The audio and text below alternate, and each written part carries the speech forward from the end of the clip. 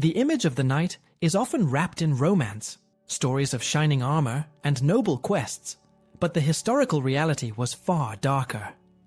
Knights were products of a violent system that valued domination, loyalty to lords, and the ability to instill fear both on and off the battlefield. They were heavily trained, heavily armed, and tied to political and religious structures that gave their violence legitimacy. For ordinary people, a knight was not a symbol of protection, but a reminder that power in the Middle Ages rested on force, bloodshed, and the constant threat of war. Number 1. The making of a knight.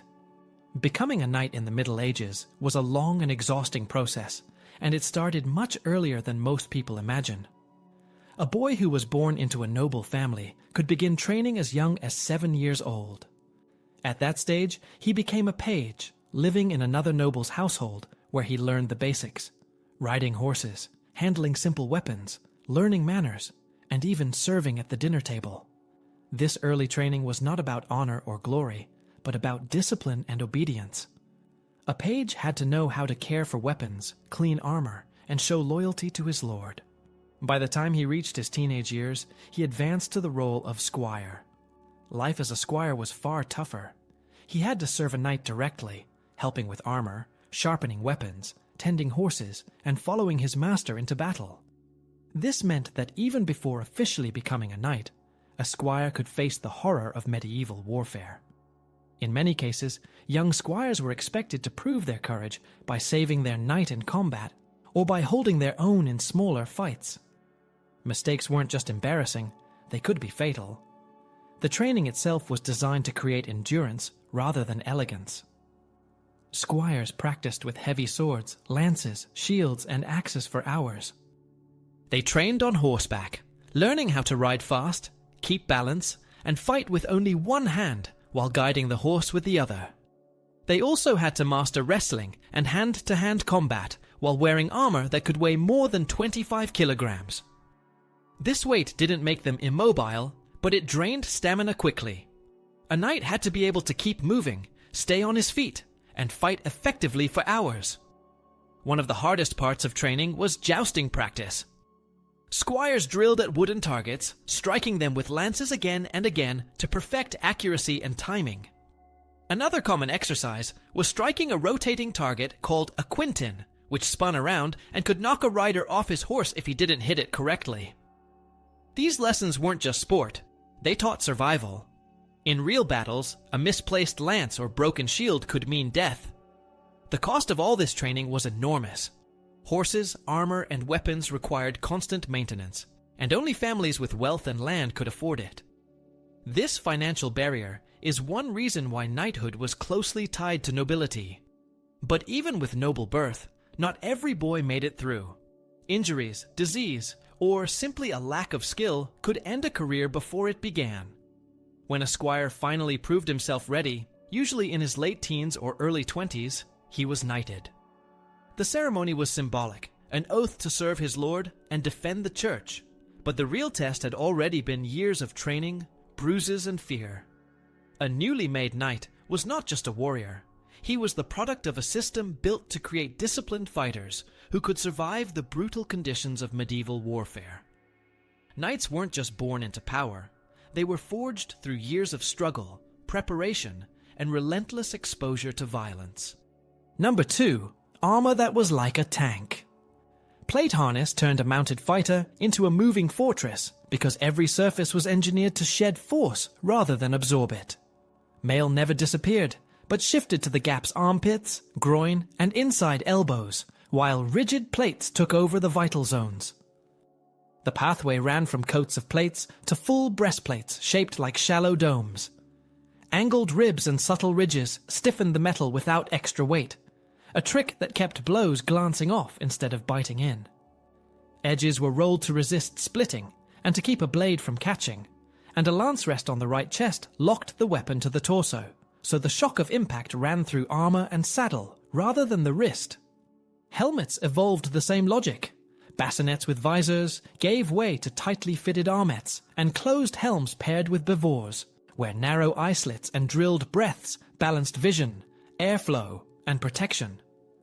Underneath, an arming doublet acted as a suspension system, its laces, points, anchoring each plate so the load spread across hips and shoulders. Padding underneath soaked up vibrations that could rattle teeth even when steel wasn't pierced. Articulation mattered more than mass. Lames linked by rivets and sliding hinges let knees, hips, and shoulders bend, turn, and rise from the saddle into a standing strike. On foot, gauntlets with flared cuffs guarded the wrist while keeping fingers nimble for a half sword thrust or Pollock's hook. Horses wore their own defenses, textile and mail barding at minimum, plate chanfront over the face, petrels at the chest, so the charge remained intact against arrows and javelins. The system wasn't invulnerable. Blunt force trauma could concuss through steel, and skilled opponents aimed for seams at the visor, armpit, or the back of the knee. Heat and breath control set hard limits during long fights and sieges, forcing short bursts of violence, step backs to recover, and constant maintenance of hinges, straps, and rivets.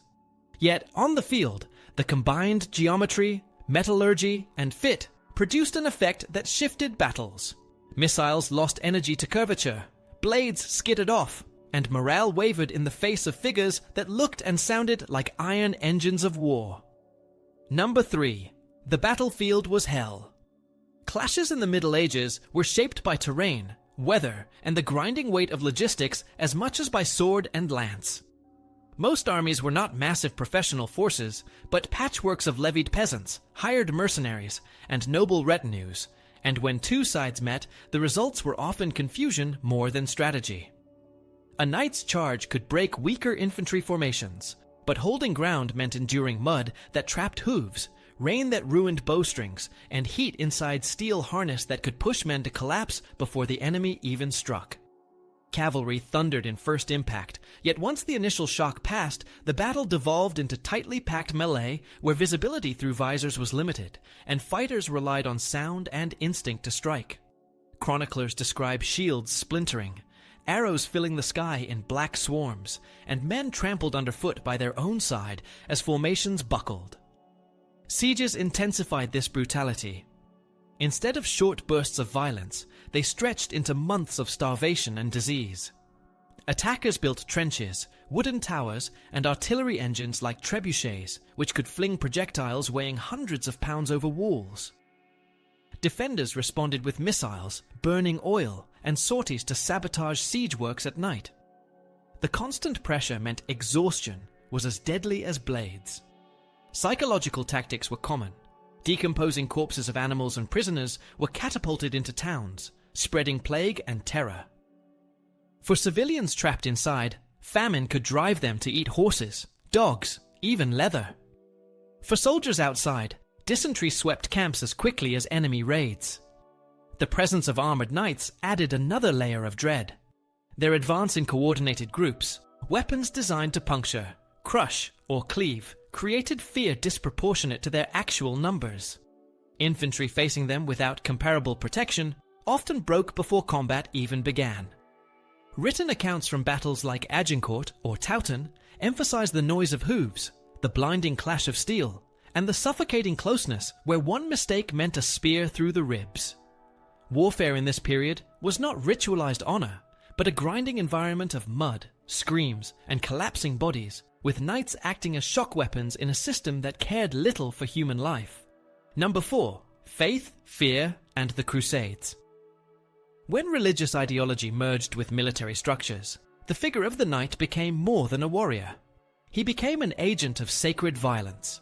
The papacy framed armed service as a pathway to salvation, promising absolution of sins in return for fighting in the Holy Land.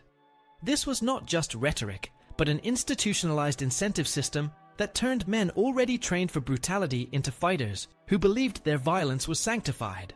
The crusading bull issued by Urban II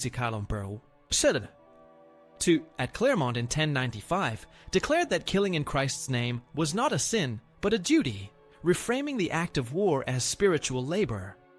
This conviction produced armies that marched thousands of miles under banners marked with the cross, willing to endure famine, disease, and desert heat because they thought their reward was eternal. Within this environment, military orders arose that combined monastic discipline with martial efficiency.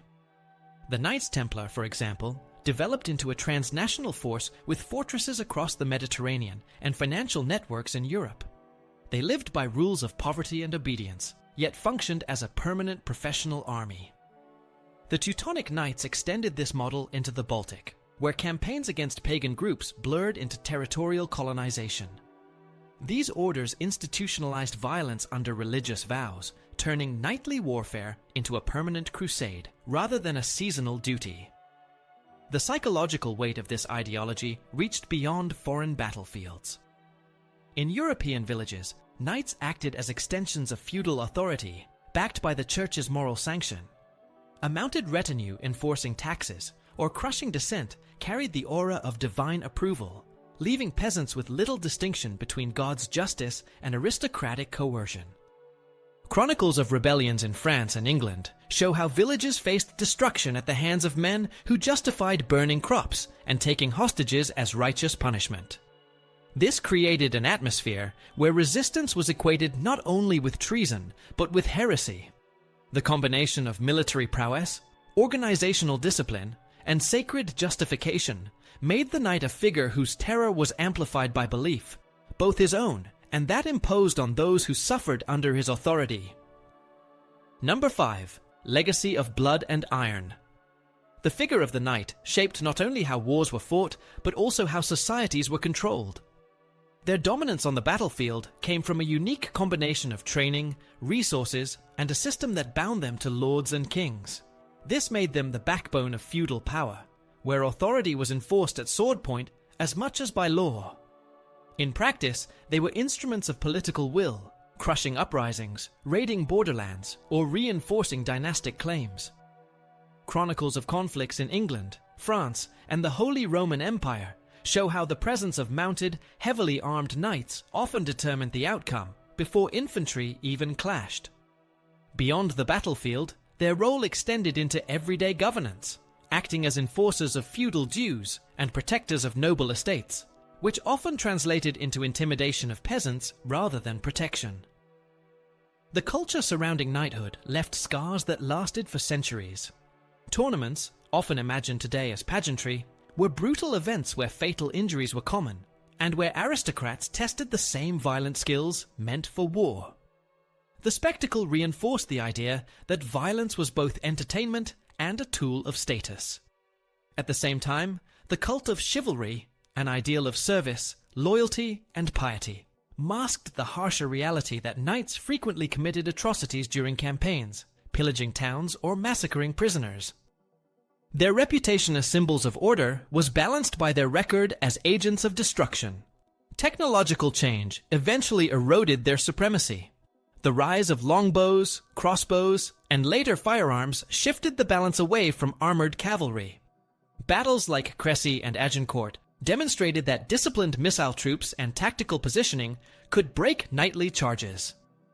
By the 15th and 16th centuries, professional standing armies supported by gunpowder artillery made the individual knight less decisive. Yet even as their military role declined, the image of the knight persisted as a cultural ideal. Stories of Arthurian legend, crusading heroes, and courtly romances preserved them as figures of honor, while the historical reality was far more brutal. Their legacy is twofold: a reminder of the sheer violence that defined medieval Europe, and a myth that continued to inspire ideals of courage and loyalty long after their ironclad dominance faded.